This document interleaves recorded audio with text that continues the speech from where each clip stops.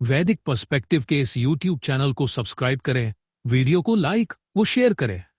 ओम त्वमग्नि पुरुषंसाय वाघते स्पारहम यद्रेकणः परमं वनोसि तत् आध्रस्य चित्प्रमति रुच्यसे पिता प्रपाकं शास्ति प्रदिशो विदुष्टरः। तुम हे अग्नि बहु प्रशंसित ऋत्विज विद्वान के लिए जो स्पृहणी रेकण है, उस परम का सेवन करते हो, याचना करते हो, किसी भली भांति धारण करने वाले की उत्तम बुद्धि कहलाते हो, अपेक्षाकृत अधिक उत्कृष्ट ज्ञान रखने वाले पिता परिपक्व प्रदिशाओं पर प्रशासन करते हो।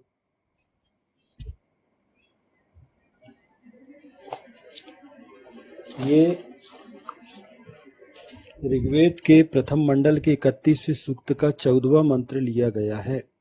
हम अभी वर्तमान में अगर देखें तो हम बहुत अच्छे से अगर देखें तो अभी हम अगर अपने अब देखें हमारे देश में के जो हमारे प्रधानमंत्री हैं वो उत्तम बुद्धि वाले हैं। उनका वो बहुत अच्छे अपनी बुद्धि का प्रयोग इतने अच्छे से कर रहे हैं कि बहुत व्यवस्थित रूप से सारी चीजें चल रही हैं। वहीं आप अपने पड़ोसी को देख लो, पड़ोसी देश को देखो, अभी इतनी सारी चीजें हो रही, लगता ही नहीं कि वहां कोई बुद्धि का प्रयोग हो रहा है। जिसको जो आए वो मर्जी का कर रहा है। तो वहां देखो क्या हाहाकार मचा हुआ। क्यों? क्योंकि संसाधन भी वहां पर भी वही है, लोग भी वही है, बस लीडर बदल गया आपका। यहां जो है, हम अपने देश की बात करें हिंदुस्तान में, तो हमारा जो लीडर है, हमारा जो नेतृत्व है, वो बहुत ही समझदार है और वो अपनी बुद्धि का इस प्रकार प्रयोग कर रहा है कि वो जन भावनाओं को समझता है और उस आधार पर निर्णय लेते हैं। तो बहुत ही संतुलित रूप से हमारा देश आगे बढ़ते चले जा रहा है। समस्याएं आती हैं लेकिन उन समस्याओं का हल तत्काल होता है, समस्याओं को हल करने का प्रयास किया जाता है। तो यही चीज लीडर में, यही चीजें होनी चाहिए। अगर लीडर विवेकशील होगा, बुद्धि का प्रयोग करेगा, तो वो बहुत अच्छे से आगे बढ़ सकता, देश आगे बढ़ सकता है, परिवार आगे बढ़ सकता है। वह अपने निर्णय जो है बुद्धि संगत ढंग से लेने वाला हो। तो ऐसे व्यक्ति के लिए ईशान ने क्या कहा है, परमपिता परमेश्वर ने, कि जो मुखिया है वो अपनी बुद्धि निर्णय जो है बहुत बुद्धि संगत ढंग से लेना पड़ता है।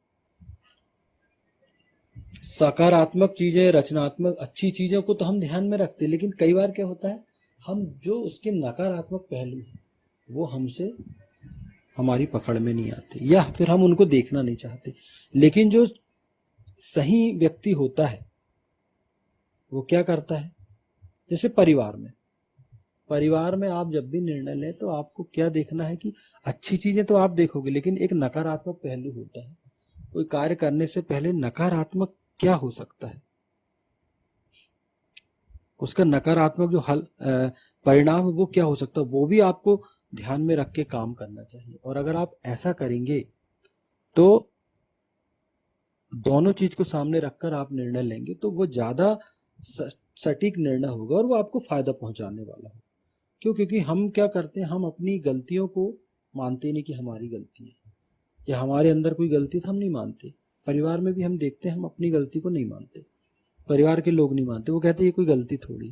लेकिन जो मुखिया होता है उसको पता है कि आप कहाँ गलत हो, तो वो आपकी उस कमी को ध्यान में रखकर यदि व्यवहार करेगा और निर्णय लेगा तो वो निर्णय परिवार के पक्ष में होंगे। कोई भी कार्य जो है, बुद्धिमान व्यक्ति जो है भावनाओं में बहकर मूर्खतापूर्ण ढंग से कदापि न करे। ये स्पष्ट परमपिता परमेश्वर ईश्वर ईशान का आदेश है कि कोई भी काम भावनाओं में बहकर कभी नहीं करना चाहिए, मूर्खतापूर्ण ढंग से आप नहीं ना करें। क्योंकि क्या होगा कि अगर आपने कोई भी काम मूर्खतापूर्ण ढंग से किया तो उसके परिणाम आपको उल्टे मिलेंगे। जैसे आपको मालूम है कि आपकी पारिवारिक स्थिति क्या है, आर्थिक स्थिति क्या है, तो आपको बहुत सारे अपने आर्थिक व्यवहार जो है वो बहुत तरीके से करने पड़ेंगे, अपनी स्थिति को ध्यान में रख के करना पड़ेगा। आपको लग रहा है कि यार भैया आपके स्वप्न है, आपकी इच्छा है कि यार हम ऐसा कर सकते थे, ऐसा करना चाहिए, करना तो चाहिए, लेकिन आर्थिक स्थिति आपकी थोड़ी जवाब दे रही है। जैसे विवाह कर रहे हैं, पता चला कि यार विवाह हो रहा किसी परिवार में, अब आर्थिक स्थिति थोड़ा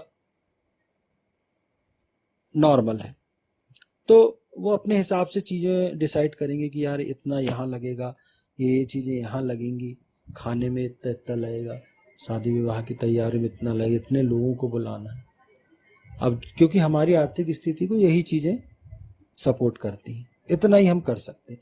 अब आपकी इच्छा तो है कि नहीं यार बहुत सारे आइटम और बनने चाहिए थे, बहुत सारे खाद्य भोजन पदार्थों को और सम्मिलित करना था, बहुत सारी चीज़ें और होनी थी, और कुछ और अधिक लोगों को बुलाना था, ये रह गए वो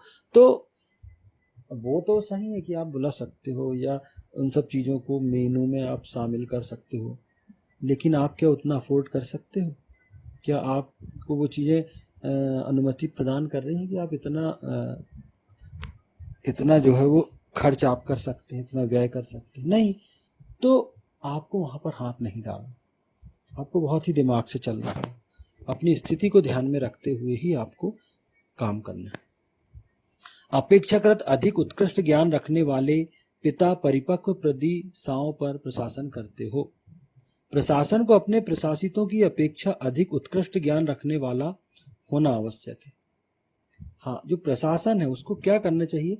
प्रशासितों की अपेक्षा प्रशासक जो है वो अधिक उत्कृष्ट ज्ञान रखने वाले, क्योंकि जो प्रशासित होती है, आम लोग होते हैं, वो तो उनकी डिमांड अलग रहती है कि हमको ये भी चाहिए, ऐसा करना था, शासन को ये करना था, वो करना था, फला करना चाहिए, ये करना चाहिए। लेकिन जो प्रशासन में जो लोग बैठे हैं उन्हें पता है ना ग्राउंड लेवल की परिस्थितियां क्या है, कोई चीज कैसे इम्प्लीमेंट होगी, किसी चीज का कैसे कार्य रूप में परिवर्तित होगा, वो उनको पता है।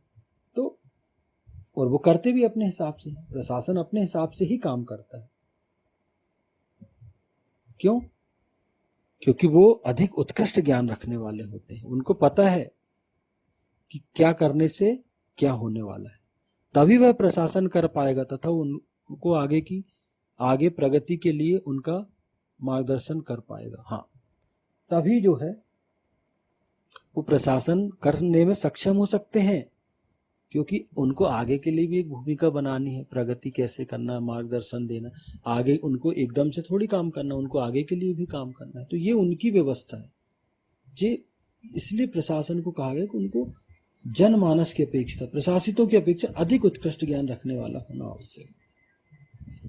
इस हेतु प्रशासक को अपनी जानकारियों को निरंतर अभिवृद्ध करते रहना होगा। और इस हेतु क्या है, प्रशासक को भी, जो शासक है उसको भी अपनी जानकारी एकत्र करना, अभिवृद्ध करना, उनमें वृद्धि करना आवश्यक है कि जनमानस क्या सोचता है, क्या चाहता है। तो उसकी जानकारी पूर्ण होनी चाहिए, लेकिन जो भी कार्य वो करे, व्यवहार करे, वो तथ्यानुकूल करे, तथ्यों के अनुसार वो कार्य व्यवहार करे। क्यों? क्योंकि अगर वो ऐसा करेगा तभी वो अपने द्वारा जो निश्चित किए गए हैं, लक्ष्य निश्चित किए गए हैं, उन लक्ष्यों को वो प्राप्त कर सकता है। तो उसको अपने ज्ञान को, जानकारी को अभिवृद्ध करते ही रहना पड़ता है। प्रशासन की समस्त प्रदिशाओं पर उसकी नज़र होनी चाहिए, हर दिशा में कहाँ क्या स्थिति है, क्या समस्या है तथा उनको कैसे हल किया जा सकता है, किस क्षेत्र में क्या किया जाना अभीष्ट है, प्रशासन को यह संपूर्ण जानकारी होना चाहिए। तो शासन को संपूर्ण जानकारी होना बहुत अधिक आवश्यक है कि उसकी सभी दिशाओं में नज़र होनी चाहिए, हर क्षेत्र में। जैसे परिवार में देखते हैं कि पिता, परिवार में जो मुखिया होता है वो हर परिवार के हर सदस्य पे नज़र रखता है, उसको बहुत अच्छे से पता है किसकी क्या इच्छाएं हैं, किसके क्या शौक हैं, किसकी क्या कमजोरियां हैं, किसकी क्या विशेषताएं हैं, वो उस आधार पर व्यवहार करता है परिवार में। तो यही हम परिवार की बात करें, यही चीज़ लागू होती है देश में, या हमारे जो देश के नेतृत्व वो अब वहाँ थोड़ा सा जिम्मेदारी बढ़ जाती है, बहुत सारी चीज़ें आती हैं। तो किस क्षेत्र की क्या समस्या है?